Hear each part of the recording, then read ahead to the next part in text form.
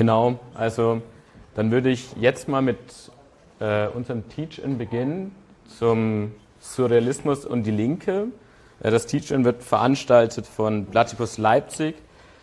Ja, was ist Platypus? Platypus ist ein internationales Bildungsprojekt. Wir haben uns die Aufgabe gestellt, die Geschichte der Linke durchzuarbeiten, um von ihr zu lernen. Wir möchten auf das aufmerksam machen, was einst war und damit fühlbar wird, was heute fehlt. Der Slogan von Platypus lautet: Die Linke ist tot, lang lebe die Linke. Die Linke, die wir meinen, also das ist nicht die Partei Die Linke, sondern das ist die politische und gesellschaftliche Kraft, die bewusst in die Geschichte der Menschheit eingreift, mit dem Ziel, die Gesellschaft grundlegend zu transformieren. Sie möchte die Utopien, die in den Menschen stecken, verwirklichen. Sie möchte, wie Marx in einem Brief an Ruge schreibt, zeigen, dass die Welt längst den Traum von einer Sache besitzt, von der sie nur das Bewusstsein besitzen muss, um sie wirklich zu besitzen. Die revolutionäre Linke hatte also als Ziel, den Kapitalismus zu überwinden, um die uneingelösten Versprechen der bürgerlichen Revolution auf Freiheit und Gleichheit zu verwirklichen. Das, was heute nur noch größenwahnsinnig oder wie ein Traum klingt, schien einst eine realistische Möglichkeit zu sein. Und es war stets das Selbstverständnis und die Aufgabe der Linken, aus dieser Möglichkeit eine Wirklichkeit zu machen. Daran möchten wir als Platypus erinnern. Die Linke heute, die diesem Ziel implizit oder explizit abgesagt hat, ist tot. Die Linke von morgen, darauf setzen wir unsere Hoffnung. Daher der zweite Teil unseres Slogans: Lang lebe die Linke. Genau. Und zu diesem Zweck haben wir einerseits den Lesekreis, also was ist die Linke, was ist Marxismus. Der hat gestern seine erste Sitzung gehabt, aber ab nächster Woche wird er eben entweder am Montag oder am Donnerstag stattfinden, je nachdem, wann ihr Zeit habt, kommt gerne rum. Eben Montag um 19 Uhr im Liebknechthaus und Donnerstag 18 Uhr hier an der Uni im Seminarraum 104. Und ja, für alle Leute, die vielleicht irgendwie den Lesekreis zu hoch ist, erstmal für den Einstieg haben wir auch so niedrigschwelligere Angebote wie eben ein Coffee Break, wo wir uns dann heute auch um 15 Uhr dann, ist direkt um 15 Uhr, ne? Im Anschluss an dem Teach-In im Lukas Becker genau treffen können und einfach quatschen können, was gerade eben so auf der Linken abgeht. Und ja, derselbe Zweck, bloß zu einer anderen Uhrzeit und mit anderen Getränken wird bei der Pub Night verfolgt. Ja, da sind wir in der Puffy Bar, das ist eine Soli-Kneipe, die ist in der Kapellenstraße 16 im Osten. Da können wir nicht genau sagen, wann die Termine sind, weil die sind eher unregelmäßig und die werden dann auf unseren Kanälen bekannt gegeben, genau. Ja, also nun zum Vortrag Surrealismus und die Linke. Der Ankündigungstext lautet ja: Die SurrealistInnen sahen sich als eine Rebellion gegenüber der bürgerlichen Welt. Vor dem Hintergrund des Endes des Ersten Weltkriegs, der russischen Revolution und Sigmund Freuds Psychoanalyse wollten sie mittels des Schocks ein Umdenken provozieren und die Gesellschaft von ihren gewohnten Denkmustern befreien, nicht als Realitätsflucht, sondern als revolutionäre Bewegung. Welchen Möglichkeitshorizont besaß der Surrealismus? Was ist Surrealismus heute? Welche Beziehung besteht zwischen dem Surrealismus und der Linken? Was ist das revolutionäre Potenzial von Kunst? Also mein Interesse für die Kunstbewegung Surrealismus kam erstmal auf durch den wahrscheinlich kitschigsten aller surrealistischen Künstler, nämlich René Magritte. Also der hat so Gemälde mit den Titeln wie Hegels Ferien, Vergewaltigung oder Lob der Dialektik. Also die Gemälde lassen schon vermuten irgendwie, dass da mehr dahinter steckt. So, aber zumindest aus heutiger Sicht ist nicht von der Hand zu weisen, dass die Gemälde, auch wie zum Beispiel vorhin das Le Fils de l'Homme, irgendwie kitschig wirken, was im Hintergrund war. Also das hier, das Gemälde. Ja, also sie haben ja einfach einen kitschigen Charakter, aber wahrscheinlich erlangen sie auch gerade wegen ihrer Titel erst recht so diesen kitschigen Charakter. Also nicht ohne Grund gibt es Socken, Kühlschrankmagneten, Plakate in zig studentischen Wohnungen mit seinen Werken darauf. Also auch in meiner Wohnung gibt es einen Kühlschrankmagneten. Ohne Frage, Magrittes Malerei steht am Rande des Kitsch. Aber eigentlich ist genau dies ihr produktiver Charakter als Kunst. Der Surrealismus war zumindest in seinem Selbstverständnis mehr als nur eine Kunstrichtung. So hat schon André Bretons Manifest des Surrealismus, wenn man so will, das Gründungsdokument der Kunstbewegung, in seinem Namen eine bewusste und gewollte Verbindung zum Manifest der Kommunistischen Partei von Karl Marx und Friedrich Engels aus dem Jahr 1848. Aber bevor ich dem Teach-in namensgebenden Verhältnis von Surrealismus und die Linke kommen kann, muss zuerst das Verhältnis von Kunst und Politik insgesamt geklärt werden. Also was ist eigentlich Kunst? Nur weil auf einer Leinwand Farbe aufgebracht wird, ist sie nicht automatisch Kunst.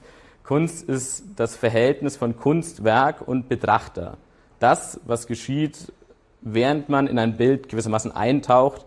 Und dieses Eintauchen, dieses Verstehen der Kunst setzt auch ein hohes Maß an Subjektivität voraus, die in der Lage ist, so diese Kunst überhaupt zu empfangen. Also die Antwort auch auf die Frage, was ist Kunst, hat sich zudem in der jüngeren Geschichte gewandelt. Im Mittelalter stand Kunst immer in Verbindung mit dem Hofstaat oder der Kirche. Wenn man in Leipzig im Gassi-Museum durch die Jahrhunderte so geht, weiß nicht, ob ihr da schon mal wart, kann man das echt gut verfolgen. Das ist immer in Bezug auf die Kirche bis zu einem gewissen Cut. Also Kunst fand nur statt zu repräsentativen Zwecken für den Monarchen, also Reiterstatuen, königliche Porträts oder ähnliches. Oder eben, um in Kirchen Bibelszenen für die Bevölkerung, die weder lesen noch schreiben konnte, darzustellen. Also die Leidensgeschichte Jesu, der Auszug aus Jerusalem, die Arche Noah, so das Zeug eben. Um es auf den Punkt zu bringen, religiöse Kunst sollte propagieren. Der Begriff der Propaganda kommt auch aus diesem kirchlichen Kontext. Und Hofkunst sollte dagegen gewissermaßen unterhalten. Und durch diese Aufgaben, also der Propaganda und der Unterhaltung, hatte die Kunst aber im Mittelalter gewissermaßen ihren festen Platz und war fester verbundener Bestandteil innerhalb der Kosmologie der antiken Welt. Aus diesen beiden Formen, also Propaganda für religiöse Kunst und Hofkunst und auch noch der Volkskunst, die so nebenbei noch ein bisschen vorherrschte, erwächst dann mit dem Aufkommen der bürgerlichen Gesellschaft auch die bürgerliche Kunst. Die bürgerliche Kunst geht dabei über die Propaganda und Unterhaltung der Kirchen- und Hofkunst hinaus. Ab diesem Moment des Überschreitens der alten Aufgaben wird Kunst tatsächlich Kunst, also das, was wir heutzutage unter Kunst überhaupt verstehen, während sie zuvor nur ein Aspekt der Kosmologie der alten Welt war. Eine Welt, die eine totalisierende, nicht fragmentierte Welt war. Es verändert sich also die Kunst durch die entstehende bürgerliche Gesellschaft. Was macht nun aber diese bürgerliche Gesellschaft wiederum aus? Ganz kurz, in der vormodernen Gesellschaft war das Leben quasi schon gelebt, bevor man geboren wurde. Wenn dein Vater Schreiner war klar, okay, du wirst Schreiner sein und halt irgendwie die Aufgaben, die er so hinterlassen hat, einfach weiterführen. Und ja, wenn dein Vater Bauer war, wirst du halt den Acker, den dein Vater vielleicht bestellt hat im Sommer und der dann gestorben ist, wirst du halt als Bauer weiter den Acker beackern. So, Menschen taten Dinge in ihrer Generation, damit die gleichen Dinge weiter in der nächsten Generation zu erledigen waren. Punkt. Also die Freiheit bestand gewissermaßen im Mittelalter oder im Feudalwesen darin zu sein. In der Moderne, also in der bürgerlichen Gesellschaft dagegen, sind die Ziele der Menschen nicht vorgegeben. Also das Schicksal ist selbst zu entdecken und zu erzeugen. Es geht nicht mehr darum, zu wiederholen, was die Vorfahren gemacht haben, sondern zu verändern, sich selbst wie auch seine Umwelt, also etwas werden zu können, die Welt voranzubringen. Die Freiheit in der modernen Welt liegt also nun darin, zu werden. Diese Freiheit der Veränderung, des Fortschreitens, des Werdens beschränkte sich nicht bloß auf den einzelnen Menschen, sondern ergreifte alle Bestandteile der Gesellschaft, so auch die Kunst. Aber diese Freiheit führte für die Kunst zu neuen Problemen. Die Kunst war einerseits nicht mehr an ihre Aufgaben für Hofstaat und Kirche gebunden, gut, aber geriet dadurch gewissermaßen in eine Sinnkrise. Das Schöne selbst ist in der bürgerlichen Gesellschaft nur etwas Veränderliches und nicht mehr etwas als ewig Anerkanntes. Denn was schön ist, ist in der Moderne nicht mehr fixiert. Auch das Schöne wird jetzt als etwas im Werden Befindliches erkannt. Es kommt darauf hin zu einer Sinnsuche für die Kunst in der bürgerlichen Gesellschaft mit unzähligen Versuchen. Also man hat irgendwie dann immer versucht, der Kunst so einen äußeren Endzweck aufzubürden, wie so moralische Besserung. Kunst ist dafür da, dass die Menschen irgendwie besser werden oder belehrt werden oder dass die Triebe von den Menschen gebändigt werden oder irgendwie sowas. Dagegen hat aber Georg Wilhelm Friedrich Hegel in seinen Vorlesungen über die Ästhetik aus dem Jahr 1829 gesagt, also Georg Wilhelm Friedrich Hegel, oder kurz einfach Hegel, war eigentlich so der wichtigste Vertreter des deutschen Idealismus.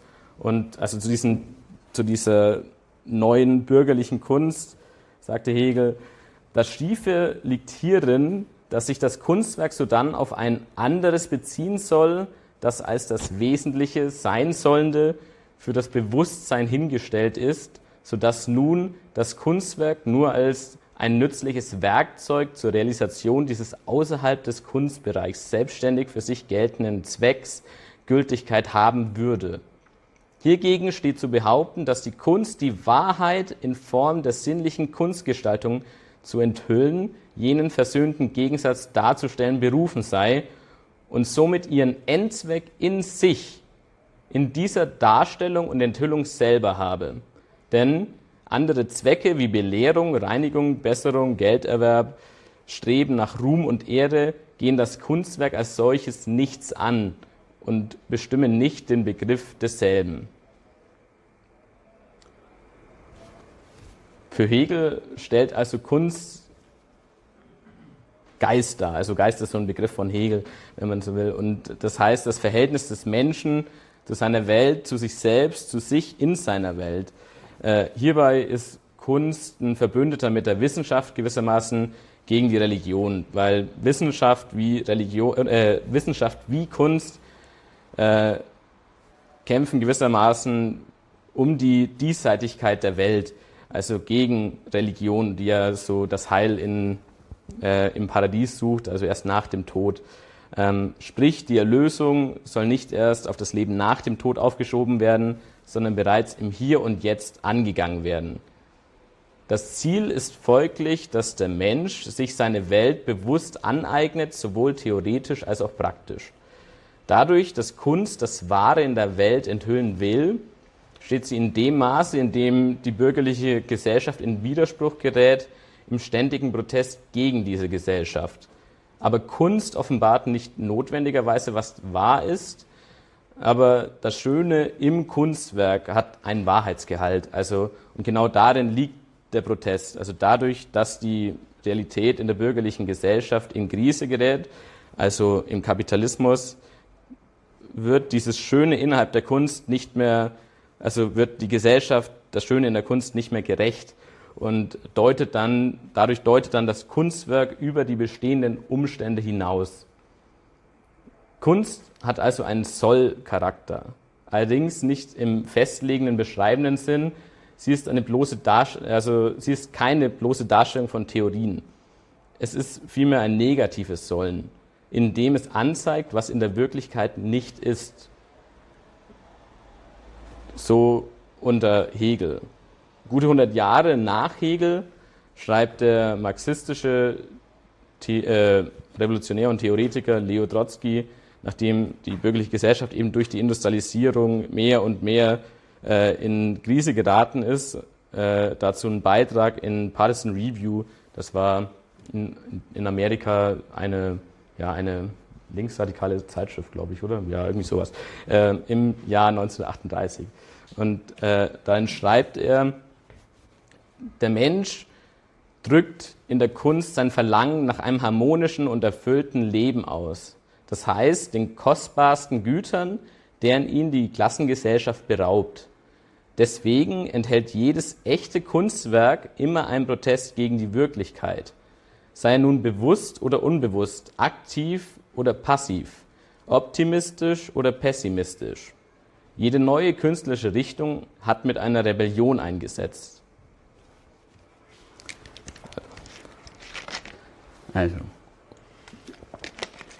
was ist in diesen 100 Jahren passiert, dass jetzt eben diese bürgerliche Gesellschaft so in Krise gerät? Also ganz kurz, zunächst einmal ist die Industrialisierung immer weiter fortgeschritten. Erst die Dampfmaschinen, Lokomotiven, dann die Chemieindustrie und letztlich die Elektroindustrie sind entstanden. Und der Mensch hat also immer mehr seine Umwelt, seine Welt sich handhabbar gemacht.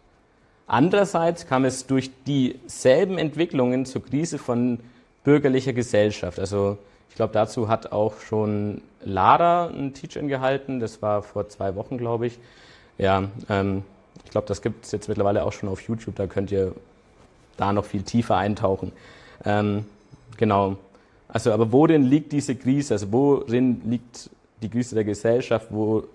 Was ist der Kapitalismus? Also, weil die bürgerliche Gesellschaft die Gesellschaft der Arbeit ist, gibt es ein Bemühen nach Effizienz. Also Arbeit wird durch die Maschinen in den Fabrikhallen immer schneller und einfacher zu erledigen. Während vor der Industrialisierung es vielleicht einen Tag gebraucht hat, um einen Stuhl herzustellen, kann man mittels Maschinen das Ganze in einer Stunde machen. Also die Produktivität der Maschinen untergräbt aber den Wert der Arbeit selbst.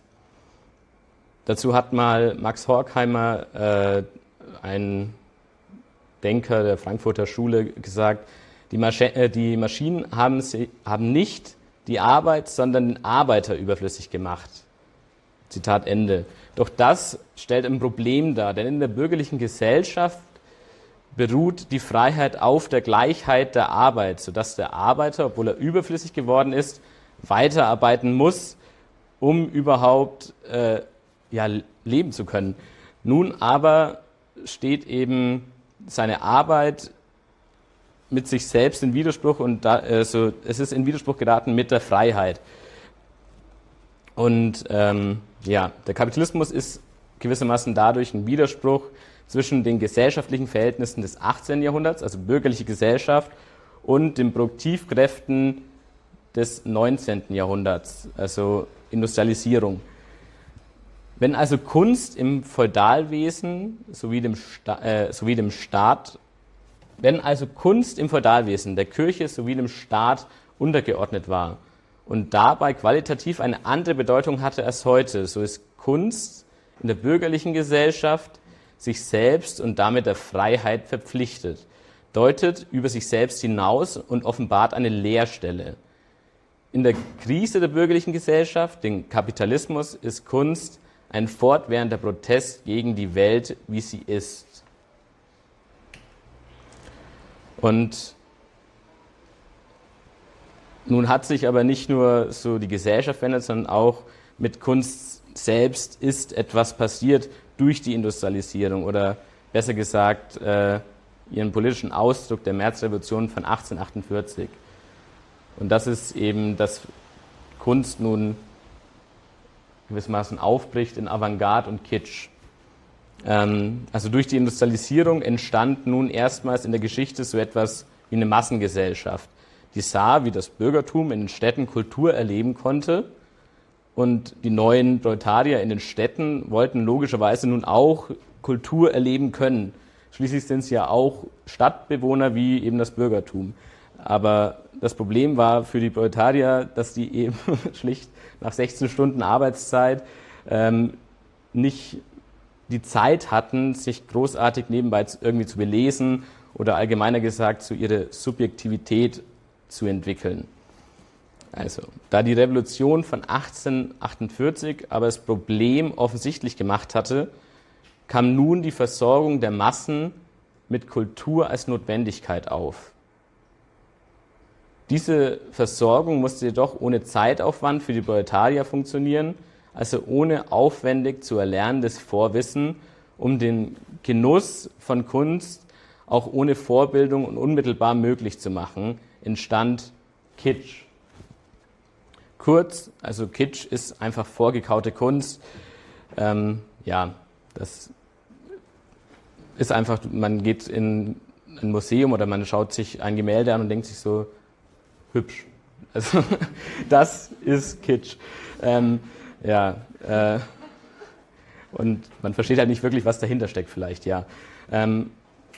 Aber so schreibt Clement Greenberg in seinem Essay Avantgarde und Kitsch aus dem Jahr 1938, ein und dieselbe Zivilisation bringt gleichzeitig zwei so unterschiedliche Dinge hervor wie ein Gedicht von T.S. Eliot und ein Tin Ben Alley Song oder ein Gemälde von Braque und ein Titelbild der Saturday Evening Post.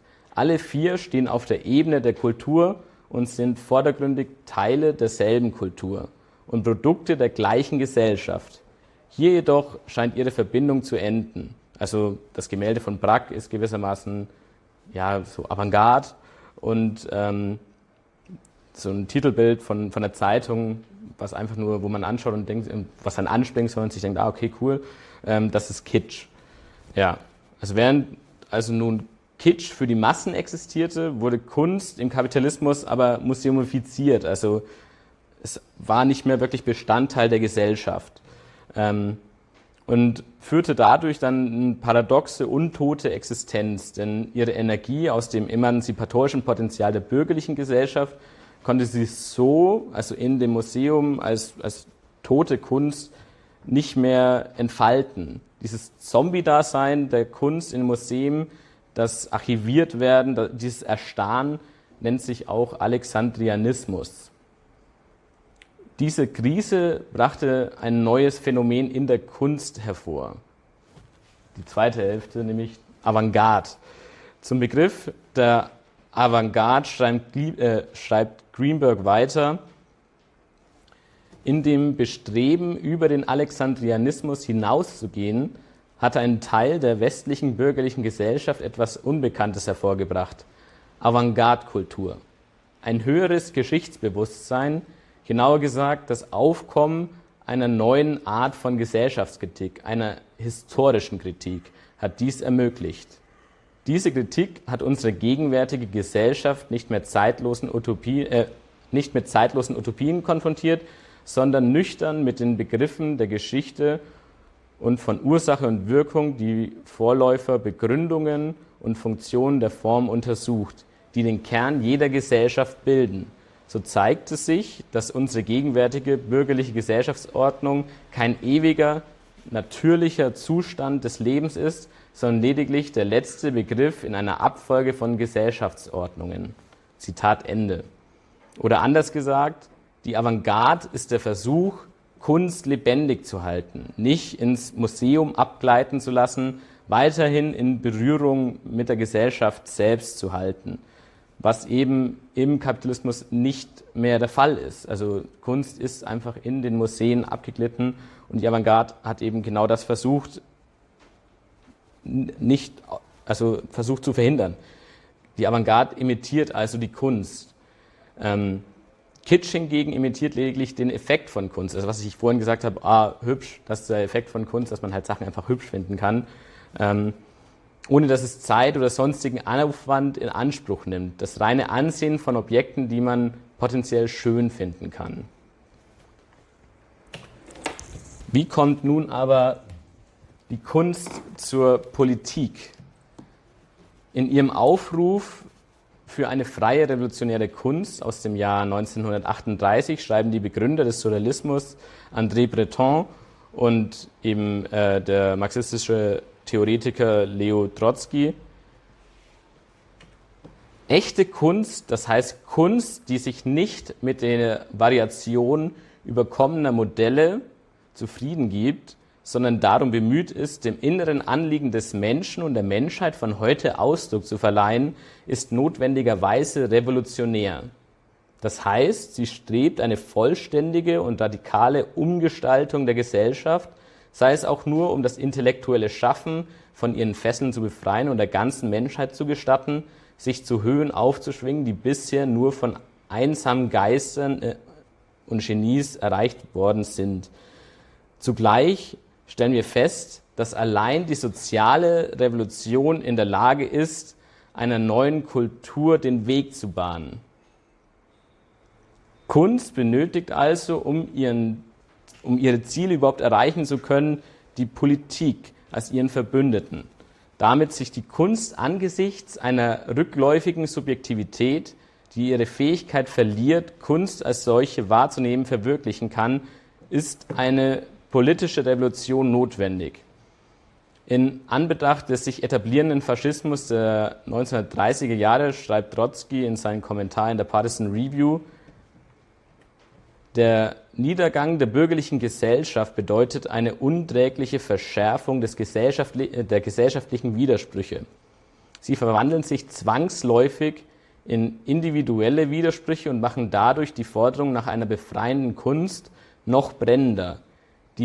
Der dahinsiechende Kapitalismus ist jedoch absolut unfähig, den künstlerischen Richtungen, die unserer Epoche irgendwie entsprechen, die minimalsten Voraussetzungen für ihre Entfaltung zu garantieren. Die unterdrückten Massen leben ihr eigenes Leben und die Bohème ist eine zu schmale Basis. Die Kunst, die den komplexesten, empfindlichsten und verwundbarsten Teil der Kultur darstellt, leidet ganz besonders unter dem Niedergang und Zerfall der bürgerlichen Gesellschaft. Aus dieser Sackgasse mit den Mitteln der Kunst einen Ausweg zu finden, ist nicht möglich. Die ganze Kultur befindet sich in einer Krise von der ökonomischen Basis bis zu den höchsten ideologischen Schichten. Die Kunst kann weder der Krise entkommen, noch sich von ihr lossagen. Sie kann nicht nur nicht sich selbst retten, sie wird zwangsläufig verfallen, falls die gegenwärtige Gesellschaft sich nicht zu verändern vermag. Dieses Problem hat einen unbedingt revolutionären Charakter. Aus diesem Grund wird die Funktion der Kunst in unserer Epoche durch ihr Verhältnis zur Revolution bestimmt. Zitat Ende.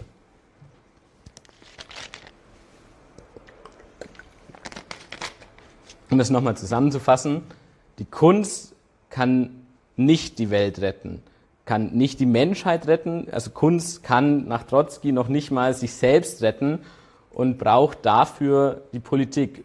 Und mit der Politik meine ich allen voran eigentlich eine revolutionäre Linke. Besser gesagt, die Notwendigkeit der Revolution eben. Es gibt diese Notwendigkeit für die Kunst. Denn die Kunst braucht zur Erfüllung ihrer Ziele, nämlich wirklich frei schaffend zu sein, eine wirklich revolutionäre Bewegung, die die gesamte Menschheit befreien möchte. Und nun kommen wir endlich zum Surrealismus an sich, denn der Surrealismus befand sich zu seiner Zeit genau in diesem Spannungsfeld von Avantgarde und Revolution. Aber dennoch nahm er in diesem Spannungsfeld eine besondere Stellung ein.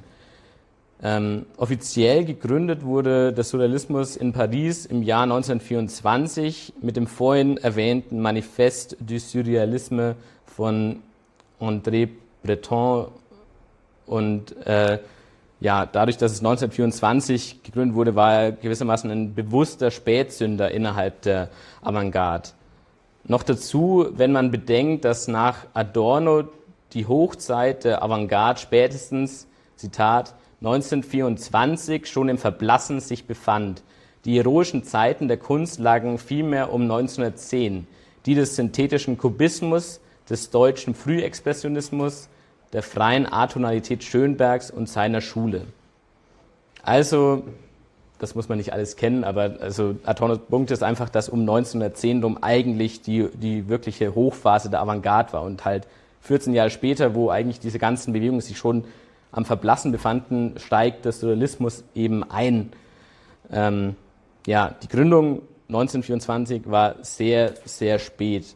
In dem Jahr, in dem auch die letzten Hoffnungen auf eine etwaige Weltrevolution nach der russischen Revolution 1917 anfingen zu erlöschen. Zudem war der Surrealismus zumindest in der Form ein bewusster Regress innerhalb der Malerei, weil wie schon davor, also Frühexpressionismus, Kubismus, das waren alles eigentlich schon Kunsttechniken, die sehr stark ins Abstrakte gingen und der Surrealismus dagegen wartete dann eben mit einer Rückkehr zur Gegenständlichkeit auf, weil selbst wenn es im Surrealismus Bilder waren, die traumhaft waren und eben einen Traum darstellen sollten, so waren doch die Gegenstände wieder in einer bekannten realistischen Form dargestellt im Surrealismus. Also selbst wenn man das sich jetzt anschaut, es ist zwar keine eindeutigen Gegenstände bei diesem Gemälde, indefinierte Teilbarkeit von Yves Tanguy, aber es sind dennoch auf den ersten Blick Gegenstände. Also es ist nicht wie im Kubismus von Picasso, dass man da erstmal zweimal hinschauen muss, bis man da was erkennt, sondern man denkt so, okay, irgendwas erkenne ich schon, auch wenn es nicht eindeutig jetzt zuortbar ist.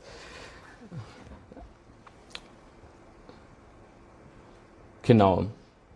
Für den theoretischen Vater des Surrealismus, André Breton, bestand der Wesenskern sodann auch in der Beziehung zum Traum, zum Unbewussten. Daher auch der Name Surrealismus, also über der Realität stehend. Es sollte eine Verschmelzung der beiden Realitäten von Traum und Wachzustand entstehen und damit etwas, das mehr ist als die uns bekannte Realität. Die meisten Surrealisten versuchten mittels Schlaf, Traum oder Rauschmitteln ihrem Bewusstsein auszuschalten, um so in einen unbewussten Zustand, einen automatischen, nicht kreativen Prozess zu kommen. Ein Vorläufer des Surrealismus, der Dichter Saint-Paul Rousse, befestigte, wenn er sich gegen Morgen zum Schlafen legte, ein Schild an seiner Tür mit der Aufschrift Le Poète travaille, also der Dichter arbeitet. Die surrealistischen Künstler versuchten also spontan und ohne Einschränkung des Bewusstseins zu zeichnen und zu schreiben, das sogenannte Écriture automatique, das automatische Schreiben. In diesem Fokus auf das Unterbewusste, auf das Unbewusste, das sie in gewollter Trance erreichen wollten, mit all ihren Ängsten und Begierden, hatten sie im Begründer der Psychoanalyse, Sigmund Freud, ein verehrtes Vorbild. Diese Verehrung war jedoch recht einseitiger Natur. So hatten zwar André Breton und Sigmund Freud über 15 Jahre einen recht stabilen Briefwechsel, in dem Breton gewissermaßen immer wieder versucht hat, von Freud einen Segen oder eine Anerkennung zu erbitten. Diese jedoch stand dem stets ablehnend gegenüber. So schreibt zum Beispiel Freud in einem Antwortbrief an Breton vom 8. Dezember 1937, eine bloße Sammlung von Träumen, ohne die Assoziation der Träumer, ohne das Wissen um die Umstände, unter denen sie aufgetreten sind, sagt mir nichts. Und ich kann mir kaum vorstellen, was sie jemandem sagen könnte. Zitat Ende. So sagte Theodor Adorno in rückblickend auf den Surrealismus aus dem Jahr 1956 dann auch richtigerweise, keine Kunst ist gehalten, sich selbst zu verstehen.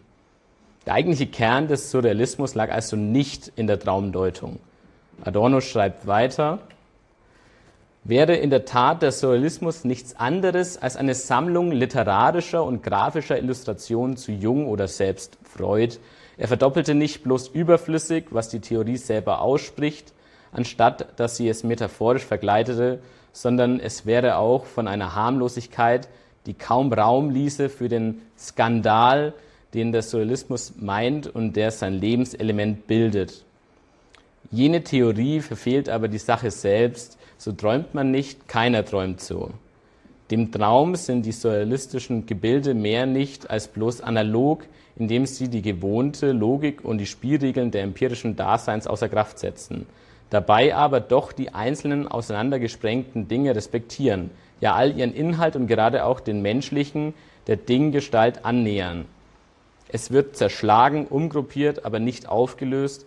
Gewiss hält es der Traum anders, als die Dingwelt erscheint. Gewiss hält es der Traum anders, aber die Dingwelt erscheint doch in ihm unvergleichlich verschleierter, weniger als Realität gesetzt, denn im Surrealismus. Wo Kunst an der Kunst rüttelt, das Subjekt, das im Surrealismus weit offener und ungehemmter am Werk ist als in den Träumen, wendet seine Energie gerade an seine Selbstauslöschung, zu der es im Traum keine Energie bedarf. Zitat Ende. Wenn also nun die Traumdeutung nicht den Begriff des Surrealismus ausmacht, was ist es dann? Für Adorno liegt dieser in der Verfahrensweise der Montage. So werden sowohl in der Malerei als auch in der surrealistischen Lyrik Bilder diskontinuierlich aneinandergefügt und erhalten dadurch einen Montagecharakter. Dabei wird in der surrealistischen Praxis Vertrautes mit ungewohnten Elementen versetzt. Diese ungewohnten Elemente haben erst durch die Bezugnahme zu dem Vertrauten ihren Schrecken. Das, oh, wo habe ich das schon mal gesehen, gewissermaßen. Für Adorno ist also die Affinität zur Psychoanalyse nicht in einer Symbolik des Unbewussten zu vermuten, sondern im Versuch, durch Explosionen Kindheitserfahrungen aufzudecken. Das mag uns heute komplett vertraut vorkommen, da die Vergangenheit in der Popkultur, die wir heute kennen, fortwährend immer wieder und wieder aufgewärmt wird. Also ich muss jetzt da zum Beispiel an Stranger Things denken, die eben die 80er wiederbelebt und halt in unser Bewusstsein zurückholt. Doch damals war es ein richtiger Schock für die Leute, dass ihre Kindheit aus dem späten 19. Jahrhundert ihnen komplett fremd geworden war. Also 1924, wenn da irgendwie auf 1880 irgendwie Bezug genommen wurde, waren die so, wow, warte mal, da habe ich gelebt. Und dann war es halt für die wirklich so ein Schock, dass es eine komplett andere Welt war. Adorno schreibt dazu weiter: Was der Surrealismus den Abbildern der Dingwelt hinzufügt, ist, was uns von der Kindheit verloren ging. So sollen uns als Kinder jene damals selbst schon veralteten Illustrierten angesprungen haben, wie jetzt die surrealistischen Bilder. Das subjektive Moment steckt dabei in der Handlung der Montage. Diese möchte vielleicht vergebens, aber der Intention nach unverkennbar Wahrnehmungen herstellen, so wie sie damals gewesen sein müssten.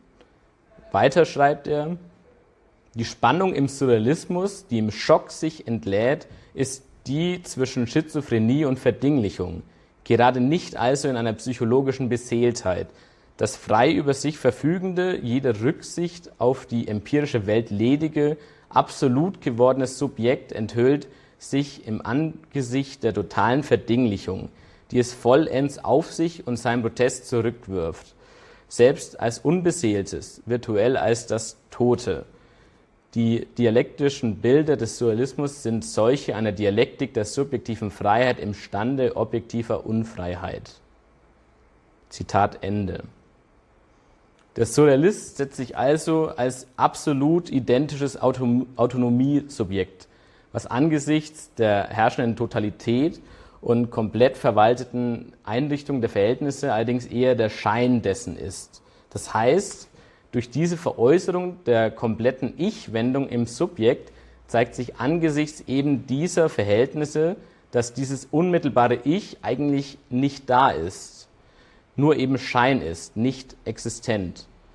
Weil alle Subjekte, auch Künstler, unter den bestehenden Verhältnissen eben integriert, somit damit heteronom und nicht autonom sind, befindet sich auch der scheinbar autonome Surrealist in einer unfreien Wirklichkeit. All dies macht surrealistische Kunst, indem sie auf die Vergangenheit, in der diese Umstände jedoch genauso vorherrschten, verweist und diese Vergangenheit in die Gegenwart verlagert. Und vorhin klang schon das an, wo es jetzt weitergehen soll. Das Ziel des Surrealismus und seiner Überrealität war unter anderem auch, dass selbst Kunst, also dass Kunst selbst transformiert werden sollte. Sie sollte vollkommen mit der Gesellschaft verschmelzen. Kunst sollte in der Gesellschaft aufgehen. Mit dem Verweis auf die Hegelsche Phänomenologie schreibt Adorno: Das einzige Werk und Tat der allgemeinen Freiheit ist daher der Tod, und zwar ein Tod, der keinen inneren Umfang und Erfüllung hat. Die darin gegebene Kritik hat der Surrealismus zur eigenen Sache gemacht. Man hat von dem Hegelschen Satz gesagt, in ihm hebe die Aufklärung sich durch ihre eigene Verwirklichung auf, um keinen geringeren Preis, nicht als eine Sprache der Unmittelbarkeit, sondern als Zeugnis des Rückschlags der abstrakten Freiheit in die Vormacht der Dinge, und damit in bloße Natur wird man den Surrealismus begreifen dürfen. Seine Montagen sind die wahren Stillleben. Indem sie Veraltetes auskomponieren, schaffen sie Naturmord. Zitat Ende.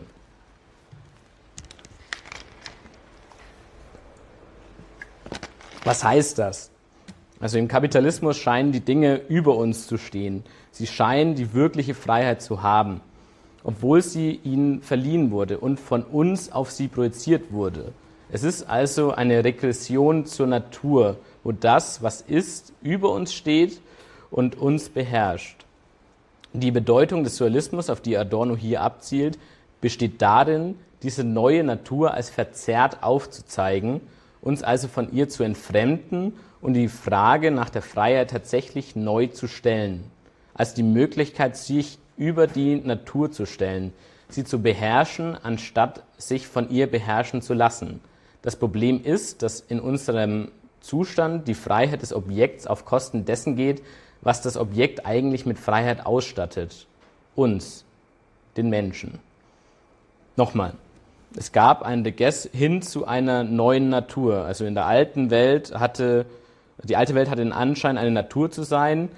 Die Dinge waren einfach da. Diese antike Welt war einheitlich, es war alles Religion, wie ich vorhin ja schon erwähnt habe. Und die Kunst war darin integriert.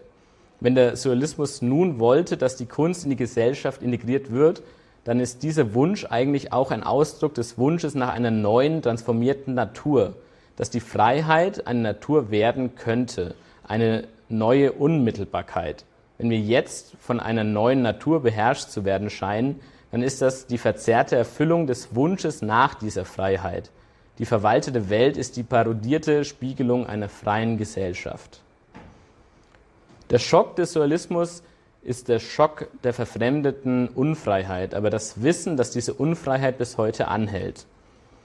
Durch die Erlösung des Leides würde das Wesen der Kunst sich fundamental verändern.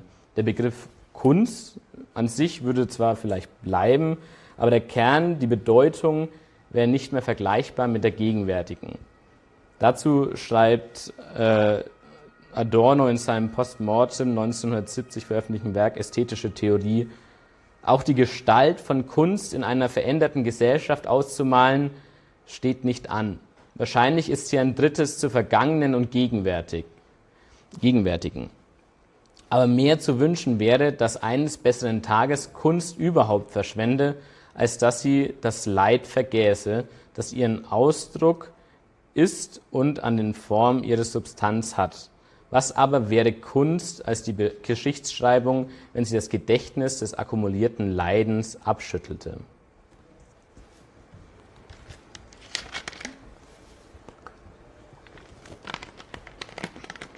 Ja, was wäre das? Der Surrealismus hat es ganz offensichtlich nicht vermocht, uns und sich selbst von diesen akkumulierten Leiden zu befreien, was natürlich so auch nie die Aufgabe des Surrealismus war, weil wir vorhin schon gesagt haben, diese Aufgabe liegt in der Politik, nicht in der Kunst.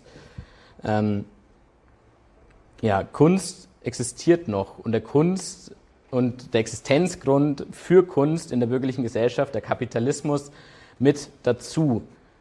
Mit der Besetzung Belgiens durch das nationalsozialistische Deutschland begann für den eingangs erwähnten Surrealisten René Magritte die Überlegung darüber, wie seine Kunst überhaupt noch politisch, also auch philosophisch kritisch bleiben könnte. Sowohl als surrealistischer Künstler lief er Gefahr, wegen seiner entarteten Kunst in eine, wie er es ausdrückte, Irrenanstalt gesteckt zu werden, als auch als bekannter Kommunist, wenn auch stets im feinen Zwirn, weitere politische Repressalien ertragen zu müssen. Letztlich kam er bei seinen Überlegungen nicht darum herum, das surrealistische Projekt als gescheitert anzusehen, und so schrieb er während der nationalsozialistischen Besatzungszeit: Die Verwirrung und Panik, die der Surrealismus erzeugen wollte, um alles in Frage zu stellen, wurde von den Nazi-Idioten viel besser erreicht als von uns. Ich glaube, das kann man aus heutiger Sicht definitiv als ultimative Kritik an sich selbst werten. Die Weltgeschichte hatte mit dem Nationalsozialismus einen Schock zu bieten, der den Surrealismus sämtliche Kraft nahm und ihn bedeutungslos werden ließ. Oder wie Teddy Wiesengrund es ausdrückte: Nach der europäischen Katastrophe sind die surrealistischen Schocks kraftlos geworden. Zudem stumpfte sich das schärfste Schwert des Surrealismus bereits in seiner Hochphase ab: der Schock. Über etwas Veraltetes und doch Vertrautes wurde immer geringer, bis es letztlich nur noch ein Schulterzucken produzierte. Wenn also der Surrealismus in den 1920er Jahren die Bilder der 1980er Jahre ausbeutete und die Verfremdung für die eigenen Zwecke zu nutzen versuchte, ist das heute bloß noch historisch nachzuvollziehen. Adorno schreibt dazu in jene 20er Jahre im Jahr 1962, die Verfremdung der 20er Jahre ist das Gespenst eines Gespenstes. Also worin liegt nun die Möglichkeit von Surrealismus oder von Kunst insgesamt in der Gegenwart? Wenn Adorno also in den 1960er Jahren noch vom Surrealismus als ein Gespenst, eines Gespenstes reden kann, so deshalb nur, weil er sich damals der Geschichte der bürgerlichen Subjektivität bewusst war. Diese bürgerliche Subjektivität, das Bewusstsein der Freiheit, ist aber nach 1945 liquidiert. Das ist ein ganz entscheidender Unterschied zwischen den 1960er Jahren und heute. Heutzutage sucht uns der Surrealismus nicht mehr als Geist von einem Geist heim.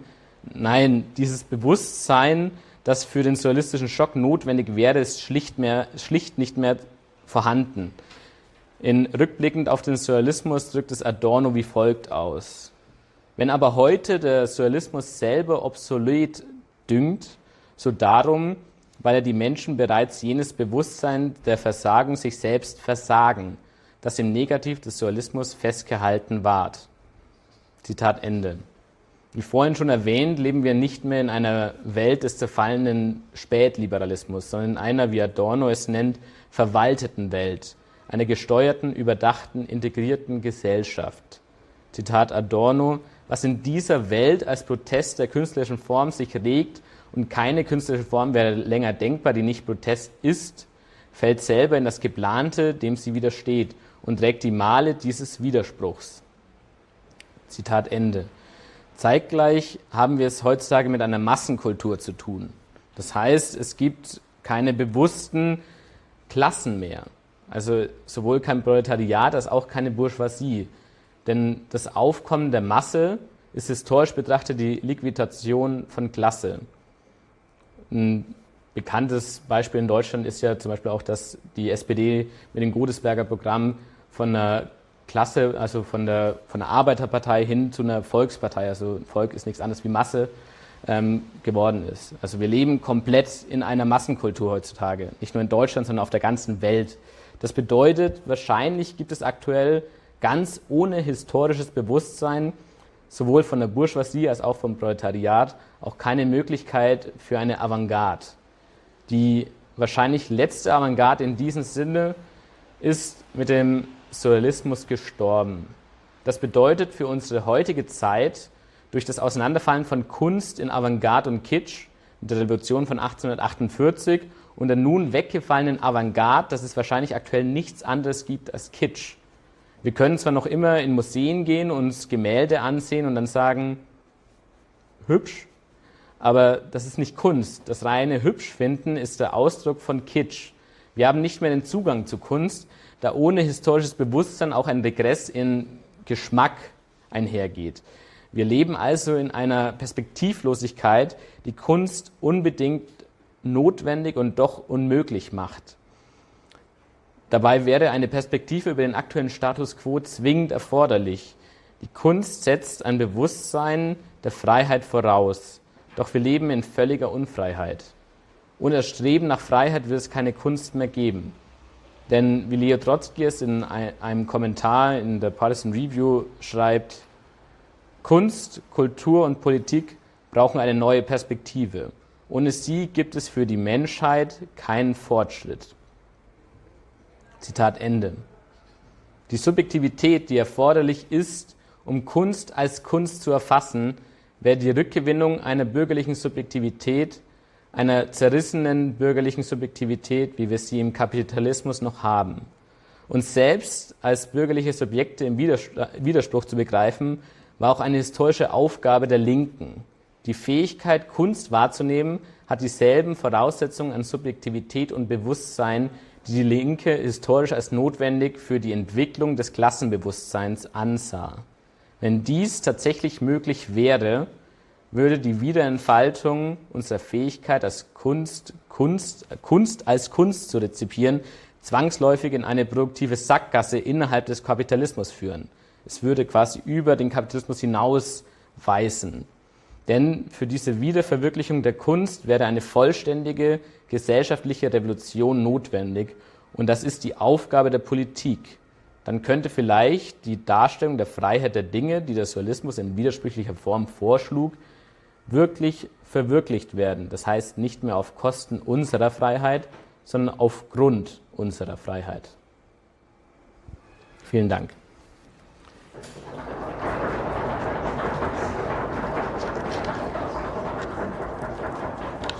Also ich würde jetzt vorschlagen, dass ihr jetzt erstmal vielleicht so 5 Minuten unter euch einfach mal drüber reden könnt, weil es waren ja schon ein paar Blätter dabei in dem Vortrag. Und dann können wir im Anschluss darüber diskutieren, was ihr davon haltet. Ja.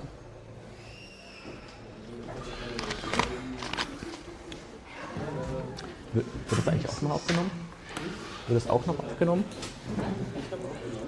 Ob das aufgenommen wird?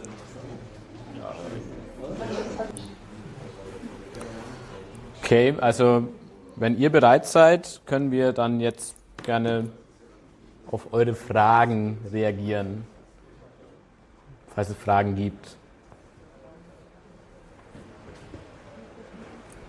Ja? Ja, das hast du vielleicht schon gehört, aber genau. Ich bin nicht ganz sicher, ob ich da was verpasst habe zwischendurch, aber du hast ja darüber gesprochen, dass quasi vor oder während der Parallelentwicklung von Avantgarde und Kitsch es nicht genügend Raum so in der Eingebundenheit in die Produktivverhältnisse gegeben hat, um wirklich Kunst zu betreiben. Und das ja aber, also dann der Bohème irgendwie, die jetzt auch nicht breit genug war, aber dennoch hat es diese Avantgarde-Bewegung gegeben. Also und dennoch ist daraus dann wieder der Surrealismus gewachsen. Das heißt, obwohl auch da schon viel Eingebundenheit war das wirklich allein durch dieses Verständnis von Freiheit bedingt oder dieses Bewusstsein bedingt, dass dann nochmal was quasi ein revolutionäres Kunstbestreben entstehen konnte? Ja, tatsächlich ist es ganz zentral verbunden mit diesem Bewusstsein von Freiheit. Also man muss auch, also ich habe ja von einem bewussten Spätzünder des Surrealismus geredet. Also warum bewusster Spätzünder? Das ist ja nicht ohne Grund 1924 entstanden. Das war eben wirklich mit der Niederschlagung der, wie heißt das, Rote Ruhrarmee? Genau, ist auch so die letzte Hoffnung, dass eben die Weltrevolution doch noch überschwappen könnte, gewissermaßen gestorben. Und der Surrealismus hat gewissermaßen versucht, wie die Avantgarde an sich, aus wenig viel zu machen. Ja, also der Surrealismus war sich bewusst, dass er als Kunstbewegung nur einen Teil dazu beitragen kann, zu dieser Verwirklichung von Freiheit. Aber ja. Okay, also insofern, das war ja dann auch dieses, man kann sich nicht nochmal darauf beziehen, weil das wäre dann das Gespenst vom Gespenst. Genau, ja. Also es gibt ja heutzutage trotzdem sowas wie Neosurrealismus, also wo dann so gewissermaßen diese Methoden versucht werden, wieder anzuwenden. Aber es ist halt wirklich komplett in luftleeren Raum, weil worauf bezieht sich das? Wir haben keine... Genau. Es ist wirklich, dadurch ist es gewissermaßen reiner Kitsch, weil es eben nur noch so diese Ästhetik imitiert, ohne dass man wirklich dann da noch drauf zugreifen kann, was mal das bedeutet hat. Du hast schon am Ende gemeint, dass es jetzt heute keine Kunst mehr gibt, sondern bloß noch Kitsch. Und dann gibt es jetzt ja Leute heute, die sich Künstler nennen, so wie Gerhard Richter oder Anselm Kiefer und so weiter. Was ist das? Naja, das Kunstwerk an sich ist ja trotzdem noch ein Kunstwerk. Aber es gibt nicht mehr die Möglichkeit, das als Kunst aufzufassen, weil dann ist es bleibt dabei, dass man dann eben sagt, okay, es bleibt wirklich rein auf diesen ästhetischen Empfinden hängen. Es ist nicht mehr so, dass man da irgendwie großartig reflektierend über das menschliche Dasein, über das Dasein des Menschen hinauskommen will, wie es aktuell ist, sondern es ist halt so, okay, dass sich halt eben, ja, es deutet nicht über sich selbst hinaus und dieses über sich hinausdeuten werde das Verständnis von Freiheit, also die Möglichkeit von Veränderung. Oder hast du noch irgendwie was dazu beizutragen? Ja, also wie gesagt, so, ja. Die Frage war jetzt, wenn es Kunst in dem Sinne nicht mehr gibt, aber heutzutage immer noch Künstler so aktiv sind, ja. Also ich meine, es lebt halt in deformierter Form weiter. Ne? Also Ja. dort, wo irgendwie dieses Verständnis von Avantgarde und Kitsch ist ja genau das Problem, dass die Avantgarde halt nicht integriert ist oder noch nicht integriert ist. Aber halt über zum Beispiel dann die Rezeption nach dem Zweiten Weltkrieg auch der Surrealisten und so weiter, die sind natürlich irgendwie nicht mehr in ihrer Zeit als avantgardistisch, beziehungsweise sie werden bloß noch in ihrer Zeit als avantgardistisch gesehen, aber werden dann halt irgendwie, wie gesagt, Kühlschrankmagneten etc. pp. Und werden damit oder ihrer Aussage enthoben eigentlich, die sie in ihrer Zeit hatten, und werden halt zur Ware prinzipiell. Ich meine, das ist dasselbe mit Klimt zum Beispiel, der irgendwie Gründungsmitglied der Wiener Sezession ist, und es ist diese Aufbruchsstimmung und der Jugendstil fängt irgendwie an, da sich vom herkömmlichen Kunstbegriff zu entheben.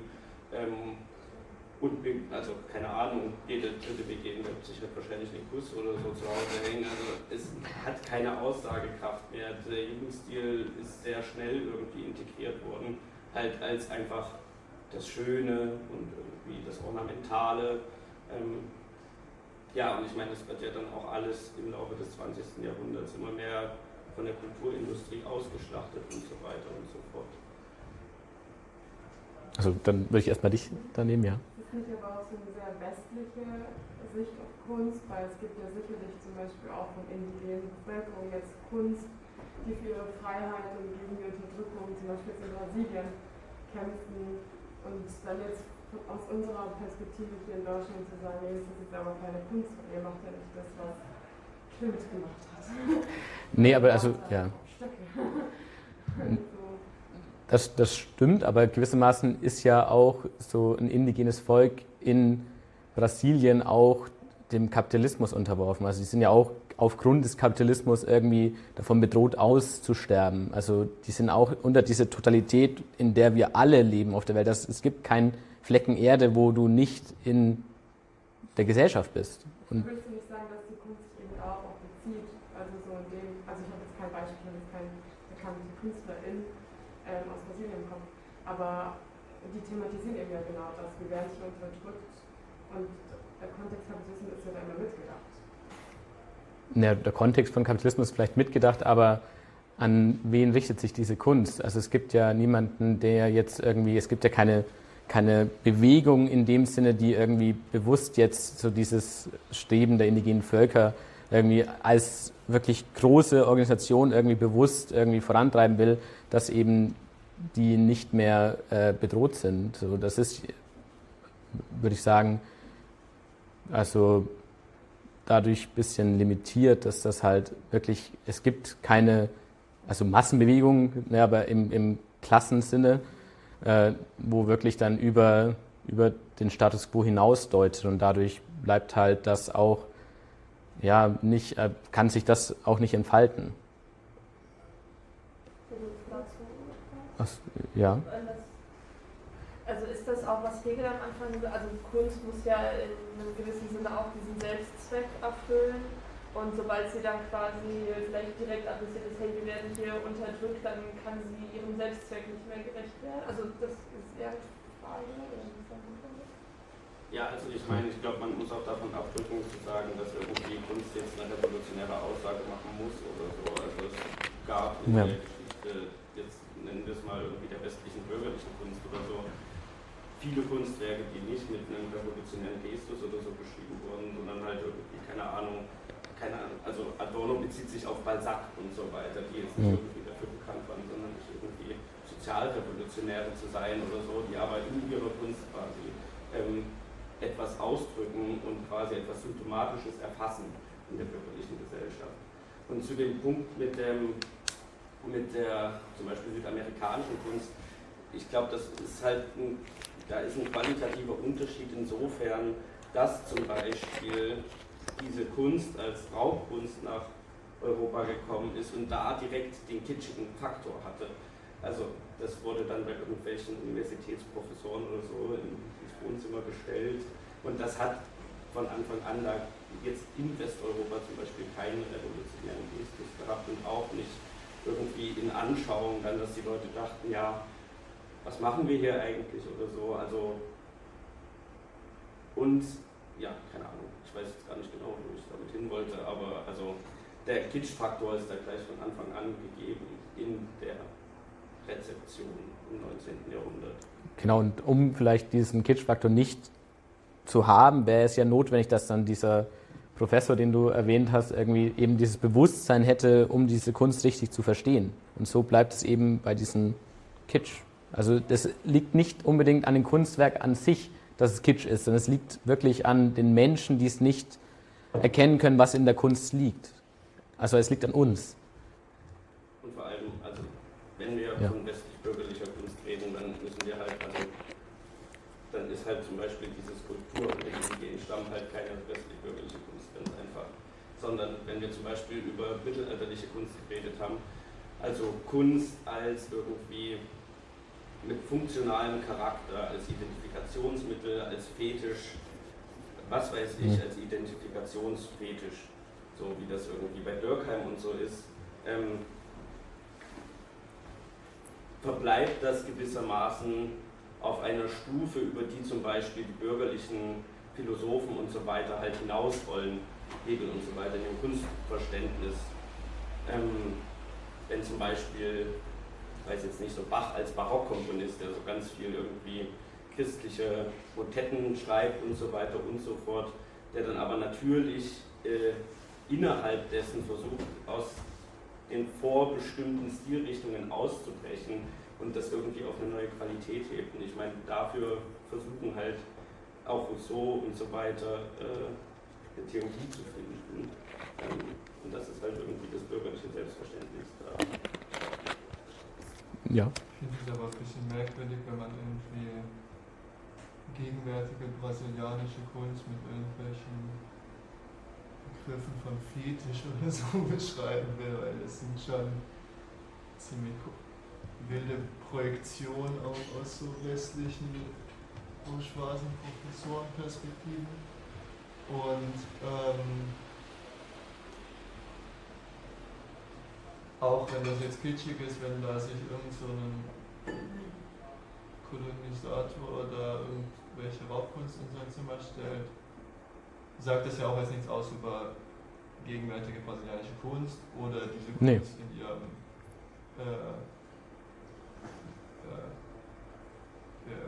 ursprünglichen Kontext, sage ich mal. Und das hat er ja gesagt. Das hat Jakob ja gesagt. Dass es quasi nicht am Kunstwerk an sich liegt, ja, genau. sondern darum geht, wie die subjektive Beziehung zu dem Objekt Kunstwerk hergestellt wird. Und stimmt das vielleicht auch nochmal zu, genau, und um das vielleicht nochmal zu untermauern, also wenn man Kitsch sagt, geht es nicht darum, dass man die Kunst irgendwie abwertet, sondern es ist nicht schlechte Kunst dadurch, dass es Kitsch ist, sondern es ist halt wirklich einfach der fehlende Zugriff, die Kunst zu verstehen. Vielleicht kannst du noch mal was dazu sagen zu dieser fehlenden Subjektivität und dem Kunstwerk als so auch, also die Desintegration oder das fehlende Subjekt, das auf Kunst blicken kann und wie sich das, du hattest so diese unterschiedlichen Phasen in der Geschichte aufgezeichnet, du hattest gesagt, dass es sozusagen diese Vormoderne gibt, in der Kunst eigentlich eher so Propaganda und Unterhaltung darstellt, dann wie Kunst sich auch dann sozusagen sukzessiv verändert, indem sie selbst eine Form dieses Befreiungsprozesses, so der Entfaltung bürgerlicher Gesellschaft darstellt. Gleichzeitig gibt es dann nochmal den Bruch irgendwie nach der industriellen Revolution und gleichzeitig nochmal einen Bruch mit der gescheiterten Weltrevolution. Das heißt, mit diesem gescheiterten Anknüpfen an dem bürgerlichen Projekt von Freiheit. Vielleicht kannst du da nochmal was zu diesem Subjektivitätsbegriff sagen, wie der sich sozusagen in dieser Geschichte auch entfaltet, beziehungsweise welche Funktion Kunst oder wie Kunst sich in dieser Geschichte nochmal ganz runtergebrochen irgendwie so.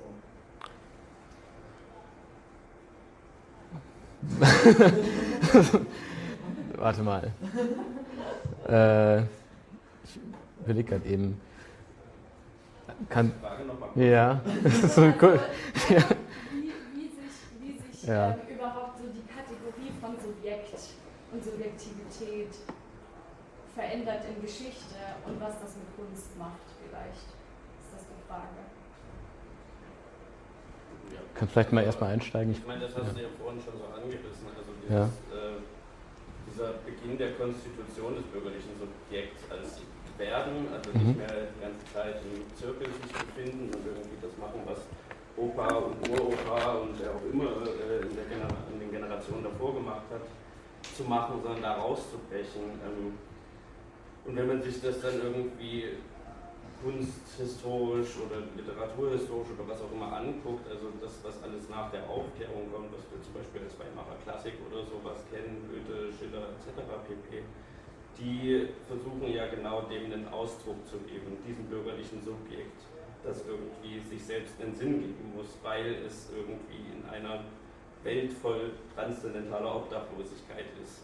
Also mit den bürgerlichen Revolutionen bricht ja das christliche oder die christliche Welterklärung, der christliche Kosmos irgendwo auseinander.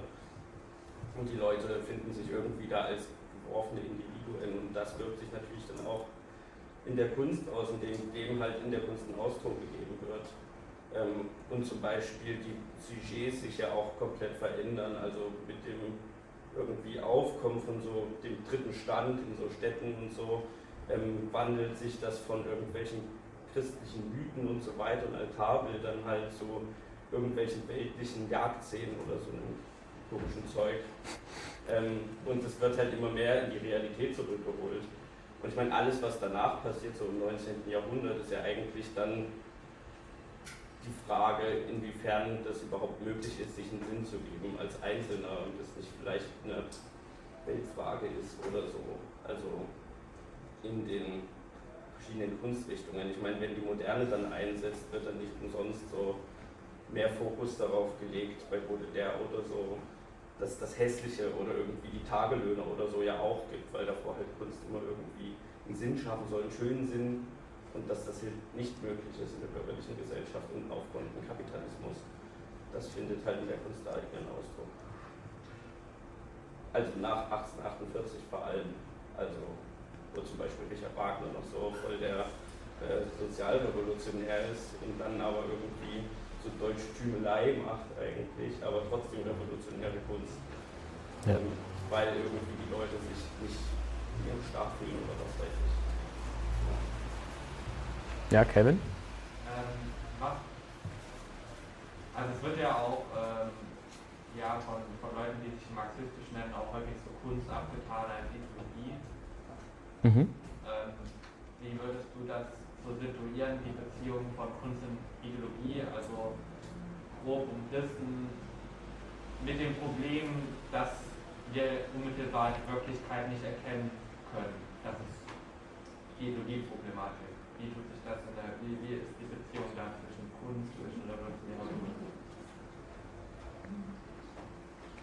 Kunst? Aber ist das also ja. Aus welchem Kontext kommt die Frage? Ist Ja. das jetzt so bezogen auf irgendwie so die Ostblock zum Beispiel, Verständnis von Kunst oder so Kulturindustrie? Genau, weil also im Ostblock gab es ja dann zum Beispiel infolge des Stalinismus eben so eine zentral vorgelegte Kunst, die hieß halt sozialistischer Realismus. Und das war ja wirklich einfach nur, der Arbeiter sollte dargestellt werden, möglichst heroisch in seiner Arbeit und das war es dann gewissermaßen und mehr durfte der Künstler nicht machen und wurde komplett seiner Freiheit beraubt. Und der Künstler braucht eben diese Freiheit, er muss autonom agieren können, damit er eben über das Bestehende hinausdeuten kann. Und aber ich glaube, das beantwortet nicht deine Frage. Also kannst du die vielleicht. Ja. Spezifizier das doch mal.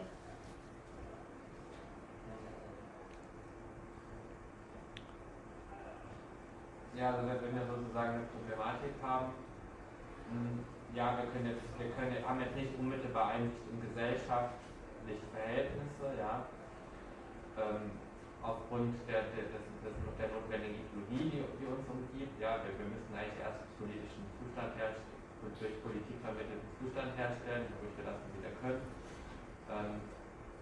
Und was ist sozusagen,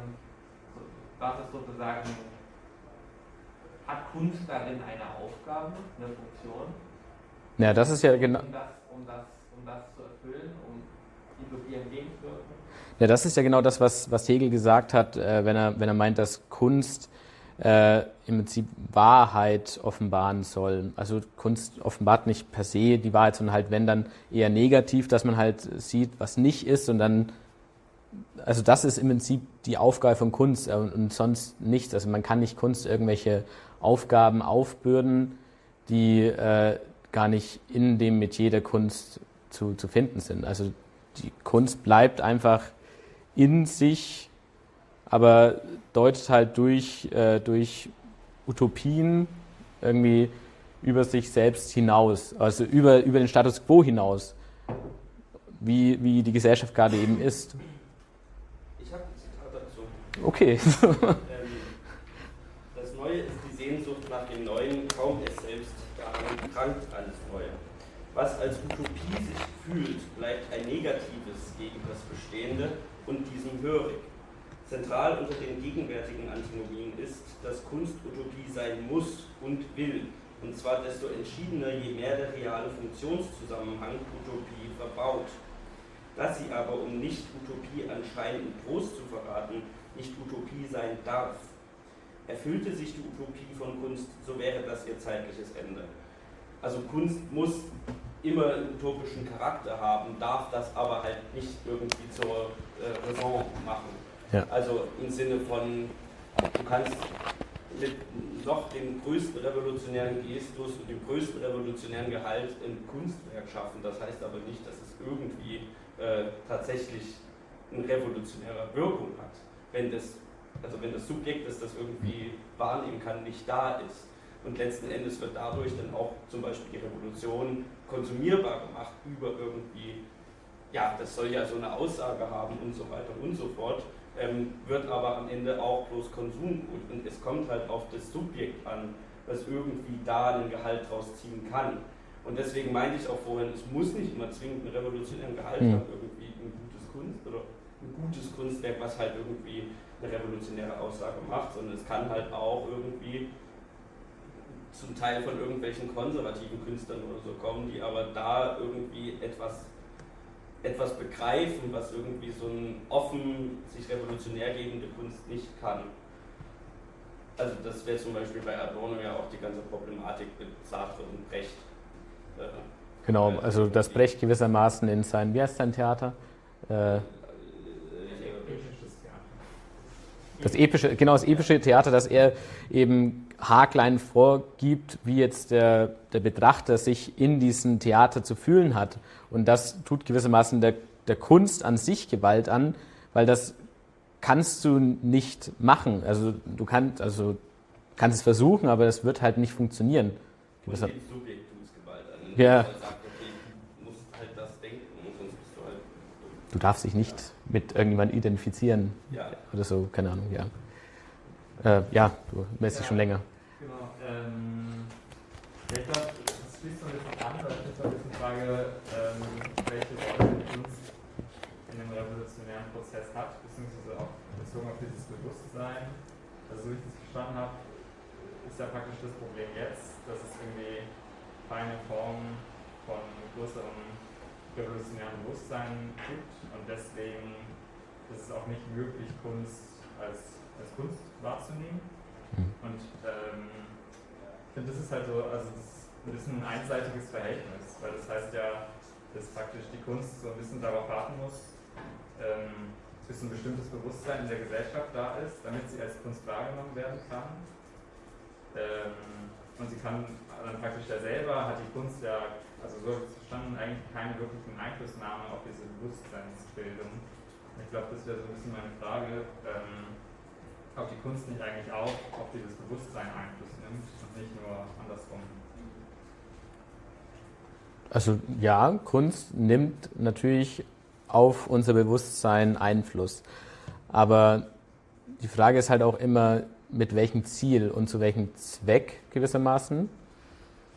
Und da ist halt die Frage, ob wir heutzutage überhaupt in dieser kompletten Massenkultur dann eben, selbst wenn Kunst eben so einen krassen Einfluss auf uns haben könnte, ob wir das dann wirklich überhaupt wahrnehmen können. Das ist halt die Frage, die ich einfach in den Raum stellen würde. Ich würde sagen, nein, aber also, ja. Da frage ich mich so ein bisschen, sorry. Achso, nee, das ist Weil genau, da frage ich mich, warum überhaupt Kunst? Also dann könnte man es auch irgendwie lassen, wenn das so in irgendwelchen Museen hängt und dann sich irgendwie, weiß nicht, auf die revolutionären Prozess konzentrieren oder so. Ja.